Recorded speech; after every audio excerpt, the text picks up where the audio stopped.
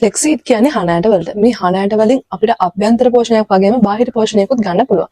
හණ ඇට ගොඩක් වෙලාවට කැමරටත් යොදා ගන්නවා. ඉතින් එක එක මීල්ස් වර්ග හදන විදිහ වලට සර්ච් කරොත් බලා ගන්න පුළුවන්. මම අද කතා කරන්නේ කර්ලි හෑ එකට කොහොමද මේ ෆ්ලෙක්සීඩ්ස් අපිට යූස් කරන්න පුළුවන් කියලා.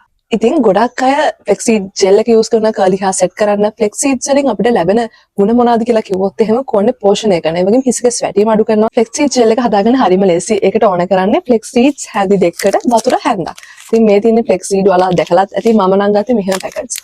ඔල් ෆ්ලෙක්සීඩ් ගන්න පුළුවන් ආයුර්වේද ඒ බෙහෙත් බඩු තියෙන කඩවල් වලින් මම හිතන්නේ සමහර සුපර් මාකට්ස් වලත් මේ විදිහේ දේවල් ගන්න තියෙනවා. ඉතින් ගොඩක් අය මේ ෆ්ලෙක්සීඩ් ජෙල් එක නාලා ඉවර වෙලා කොන්නේ සෙට් කරන්නත් යූස් කරනවා. එහෙම නැත්නම් නාන්න කලින් මේක හෙයා මාස්ක් එකක් දීලත් මේ ජෙල් එක යූස් කරනවා. ඉතින් ඔයාලට දෙක තියෙන මේක යූස් කරන්න පුළුවන්.